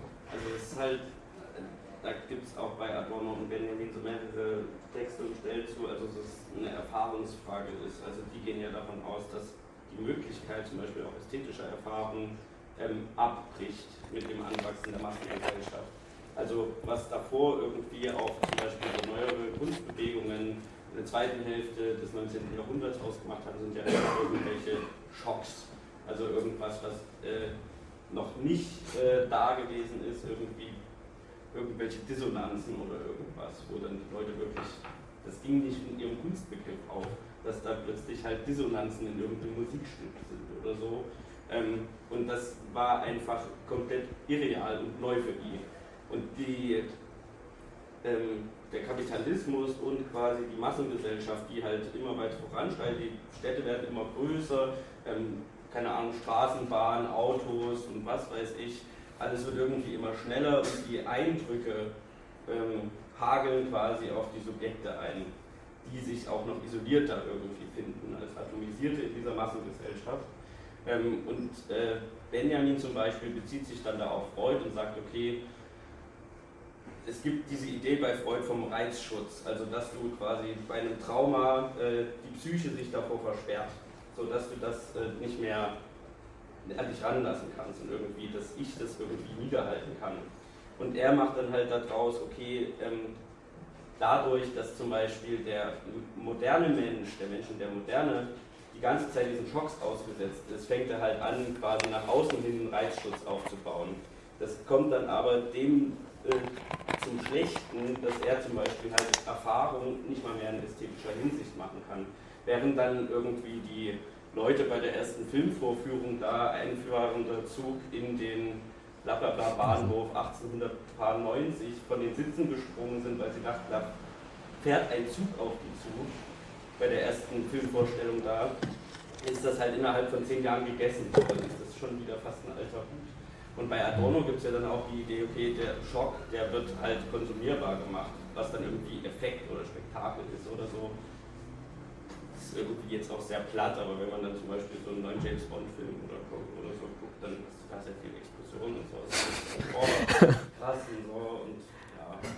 Aber man ist überhaupt nicht mehr wirklich davon irgendwie affiziert. Und diese Verfestigung des Subjekts sorgt halt eigentlich dafür, dass es immer schwerer wird, einen Zugang zu finden. Und wahrscheinlich ist der beste Weg, irgendwie dahin zu kommen, tatsächlich sowas wie historisches Bewusstsein sich zu entwickeln, zu verstehen, wann die Kunst passiert ist und so weiter und irgendwie dahin zu kommen, wieder irgendwie Erfahrung, wenn auch irgendwie in deformierter Form oder so, mit Kunst machen zu können. Also dieser Erfahrungsbegriff heißt so eingedenken. Also ich kann meine Subjekthaftigkeit in Betrachtung des Kunstwerks so fallen lassen und kann mich durch das Kunstwerk quasi irgendwie verändern. Also das spricht zu mir und ich verändere mich dadurch. Das ist so die eigentliche Idee da gewesen. Und ja, Benjamin sagt halt, okay, das geht halt nicht mehr. So, und was machen wir jetzt damit? So, ja. Wäre dazu auch, also es wird ja jetzt sehr viel von Subjekt immer wieder gesprochen und vielleicht, ich weiß auch gar nicht, ob ich dir jetzt voll zustimmen würde, vielleicht ist es hilfreich, Subjekt so in dreierlei Erscheinungen zu betrachten. Also du hast einmal das Subjekt als Einzelperson, das isolierte Subjekt und als solches kannst du natürlich Kunst wahrnehmen. Also das greift dann auch nochmal so das auf, natürlich gibt es noch Kunst, natürlich ist nicht alles Kitsch und Dinge können noch verstanden werden und können vielleicht auch noch Wirkungen erzeugen, von ich kann mich darin fallen lassen oder ich kann davon bewegt werden. Und dann hast du das, so dieses gesellschaftliche Subjekt, also die Potenz quasi, dass das Bewusstsein entsteht und das gibt es gerade nicht wirklich und das kann nicht bewegt werden. Also das ist so, dass es einen Bewegungsmoment auslöst über mehr als das isolierte Subjekt hinaus. Und dann hättest du als dritte Form noch das Subjekt der, quasi der Gesellschaft nach der Revolution, also der sozialistischen Gesellschaft, wo Kunst dann sozusagen obsolet wäre, wenn sie kein Leid mehr ausdrücken kann. Also, und ich glaube, also auf dieser isolierten Subjektebene hat Kunst dann immer noch eine sehr große Relevanz und hat auch irgendwie so dieses Potenzial auf eine gemeinschaftliche Subjektebene, sofern es auch wieder, weil es nicht ein revolutionäres Potenzial gibt, auch dort wieder relevant zu werden. Aber ist gerade vielleicht nicht. Aber das Kunstwerk nimmt auch wieder Einfluss auf das gesamte, also das Kunstwerk nimmt dann, das Kunstwerk nimmt Einfluss auf das Gesamte, indem es natürlich einzelne Subjekte beeinflusst. Aber dann ist halt die Frage, also wie viele einzelne Subjekte kann ein Kunstwerk in der Massengesellschaft berühren? Ja. Und wie viel kann es allein tragen, um eine revolutionäre Situation zu begründen? Weil also die Kunst allein wird das dann wohl nicht schaffen. Das ist ja ein gesamtgesellschaftlicher Prozess, der unfassbar viele Dinge mit einbezieht. Genau, und dann hätte ich auch noch eine Frage. Und zwar, wenn Kunst dieses bewegte Moment verloren hat, oder gerade nicht hat zumindest, kann dann eine Gefahr in Kunst oder Kitsch bestehen, insofern, dass man zurückgeht zu traditioneller Kunst? Also ich habe jetzt oder Kitsch gesagt, weil dann halt die Frage ist das wirklich noch Kunst oder ist es dann schon Kitsch? So, da bin ich mir jetzt nicht sicher, weil dieser Rückgang zu dem, was war, ja eine typische Strategie jetzt der rechten Politik ist. Also du fragst, ob man gewissermaßen wieder zurückkommen kann. Genau, also ich frage mich quasi, wenn es nicht so viel revolutionäres Potenzial in Kunst gibt, gibt es dann vielleicht eine antirevolutionäre Gefahr in Kunst oder Kitsch? Naja, in dem Sinne ist das natürlich auch, also ein antirevolutionäres Potenzial ist in Kunst auch immer vorhanden. Also so wie die Kunst der Revolution dienen kann, kann sie auch der Gegenrevolution dienen. Aber ich glaube, dahingehend ist es bei weitem nicht mehr so eine große Gefahr, wie es schon mal war, weil Kunst nicht mehr integraler Bestandteil der Gesellschaft ist, wie es eben im Feudalwesen war. Also das ist Kunst schon seit der industriellen Revolution nicht mehr. Und deswegen ist die Gefahr vielleicht kleiner, aber durchaus natürlich dann in dem Maße, wie es dienlich ist für die Revolution, auch dienlich für die Reaktion. Ich dachte halt gerade, diese mangelnde Integration in die Gesellschaft könnte ja vielleicht ein Grund dafür sein, dass so das Rückgehen zu traditioneller Kunst einfacher ist, als jetzt tatsächlich die Hoffnung, da auch irgendwas Bewegendes zu schaffen, oder eben zu Kitsch. Aber ich glaube, also das Vergangene bleibt in der Vergangenheit. Also ich glaube, es wird nie sich einfach wieder wiederholen und dann in dem Maße dann wiederkommen. Deswegen glaube ich, Also ich glaube, Adorno schreibt in der ästhetischen Theorie, dass das funktionieren kann, aber er nicht weiß, ob es das wirklich tut am Ende. Also ich muss da jetzt bei Wagner dran denken, als du das erwähnt hast. Aber er geht auch davon aus, Kunst hat einen unterliegenden Fortschritt. Also wenn es gibt einen bestimmten Stand, der einmal erreicht ist, und hinter den zurückzufallen, wäre halt tendenziell eher regressiv. Also ist natürlich die Frage, aber also ich meine, wenn wir zum Beispiel jetzt auch davon ausgehen, dass natürlich Kulturindustrie und so, als quasi Kitschfabrik und so weiter, da sind ja auch die ganze Zeit so Selbstreferenzen drin und Rückbezüge, halt zum Beispiel das Stranger Things in die 80er, es wird immer das Alte bemüht.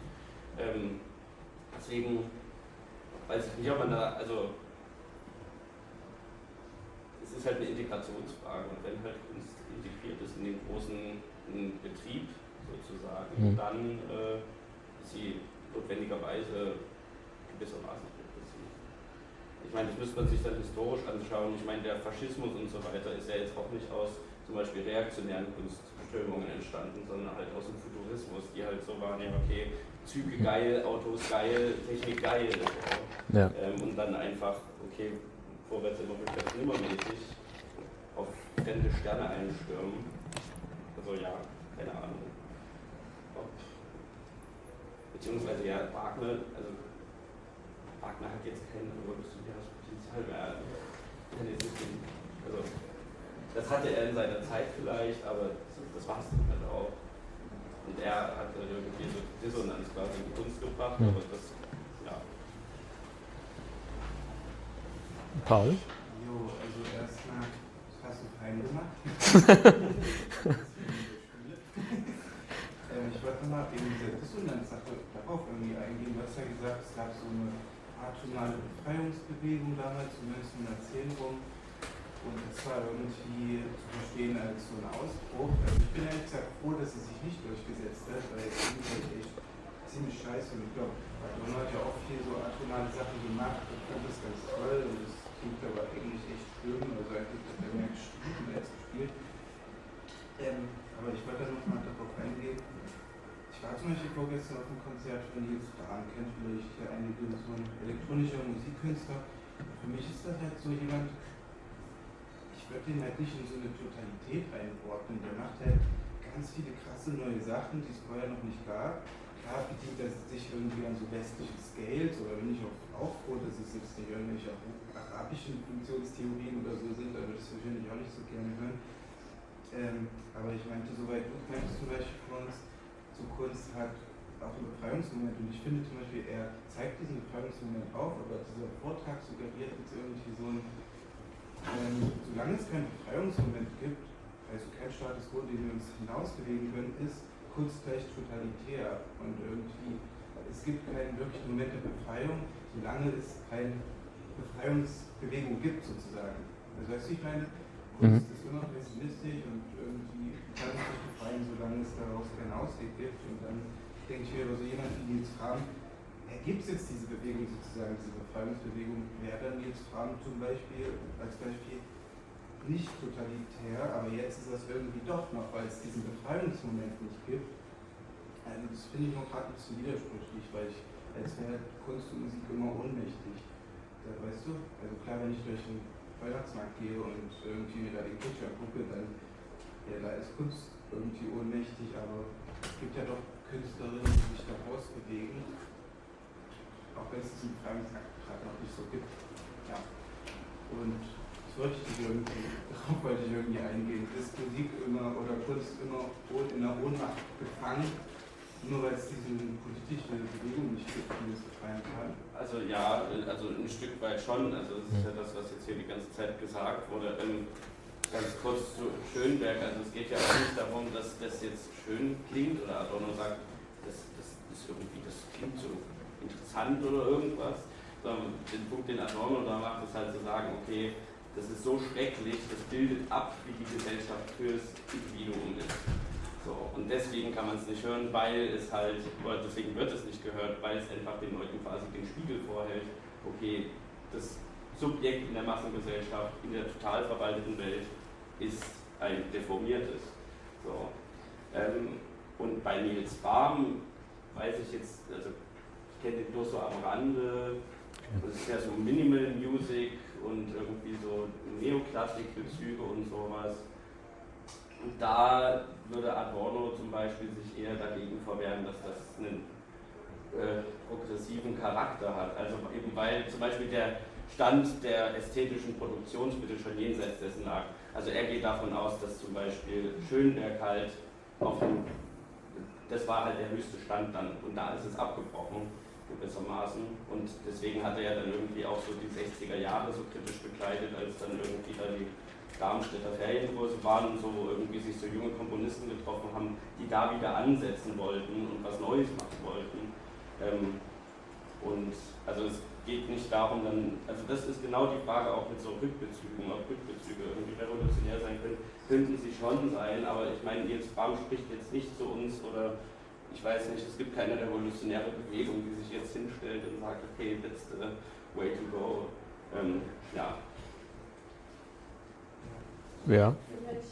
Um irgendwie auch nochmal auf deine Frage einzugehen, ich glaube, du hast auch so ähnlich in die Stoßrichtung gestellt. Was Jakob dann auch im Vortrag gesagt hat, ist, dass wir in einer sehr seltsamen Zeit leben, in der Kunst unmöglich ist und notwendig zugleich. Und ich denke, dass die Anerkennung der Unmöglichkeit von Kunst, nur durch diese Unmöglichkeit hindurch kann es überhaupt erst wieder möglich werden, Kunst zu machen oder ja, zu ermöglichen. Was auch immer, also so abstrakt das klingt und so handfester kann man es, glaube ich, auch nicht machen, weil das eine absolut offene Frage ist, was das bedeuten würde und was dahinter stecken würde. Aber das ist natürlich auch ein Weg, der sowohl praktisch auch irgendwie begangen werden muss natürlich. Und gleichzeitig hindert einen das nicht vor der Einsicht, dass Kunst eine gewisse Form von Unmöglichkeit hat in der Gegenwart. Dieser Realität, der man sich da nicht versperren darf auch. Genau, ich muss bloß mal schauen. Wir haben noch 9 Minuten, also... Würdest du den Punkt sehen, dass Kunst ohnmächtig bleibt, solange die Menschen, die sie machen und die rezipieren, ohnmächtig sind? Das war ja irgendwo meine Frage. Wie gesagt, gewissen Befreiungsakt wäre dann Kunst gleichzeitig immer auch revolutionäre Hypokrisie. Und solange es sie nicht gibt, bleibt sie halt ohnmächtig. Aber das hat sie jetzt eigentlich auch selbst nicht gesagt. Das muss ja schon weitermachen, damit man auch erkennt, man ist irgendwie in dieser Totalität. Und damit kann sie vielleicht auch irgendwas Befreites sein. Und so sehe ich irgendwie dann ja Kunst doch als irgendwas Progressives, was nicht immer ganz in der Ohnmacht gefangen ist, weil sie sich ja irgendwie doch auch immer wieder versucht, so schrittweise daraus zu befreien. Nicht immer, aber es ist irgendwie vielleicht doch schon ein Weg irgendwie. Also ich finde diesen absoluten Kulturpessimismus unter der Kunst finde ich gerade selber schwierig, ob man das wirklich 100% sehen kann, weil es gibt ja auch einzelne Leute, die es versuchen auszubrechen. Ja, stimmt, aber ich glaube, du hast ganz gut gesagt, ab dem Moment, wo, glaube ich, Kunst das nicht mehr versuchen würde, sich daraus zu befreien, dann wäre Kunst nicht mal mehr ein Zombie, dann wäre Kunst wirklich einfach nur tot. Dann wäre es halt aufgelöst, aber im schlechten Sinne. Ja, also das ist halt genau, das ist so die Grundlage, was halt irgendwie das utopische Moment in Kunst ausmacht, ist halt eben dieser Versuch der Autonomie, sich außerhalb des Bestehenden zum Beispiel irgendwie zu verorten und so, was irgendwie durch die Massengesellschaft und so weiter natürlich extrem erschwert wird, vor allem weil halt es als Kunstwerk, als Autonomes ja doch irgendwie der Gesellschaft verhaftet bleibt, weil irgendwo von dem sie sich ja irgendwie unterscheiden und so weiter, ja Dialektik und so, aber also genau das ist halt der Punkt, also dass irgendwie, wenn Kunst versucht, autonom zu sein, darin steckt ein Potenzial. Und es bräuchte aber halt die Kraft, dieses Potenzial irgendwie zu affizieren und irgendwas tatsächlich daraus zu machen. Und es halt nicht irgendwie brach liegen zu lassen. Und ich meine, es wird auch weitergetragen. Adorno schreibt auch, dass der Gehalt von Werken kann eingeschlossen werden in die Werke. Also das verfällt nicht zwingend, sondern zum Beispiel ein Geschichtsbewusstsein kann diesen Gehalt wieder hervorgraben, aber das braucht es halt erstmal. Das bringt auch nochmal zusammen, Kunst und Politik ja so wichtig zusammengewoben sind. Ja. Lisa, wolltest du noch was sagen? Oder? Okay. Ja, dann vielen Dank, dass ihr alle gekommen seid und noch einen schönen Tag.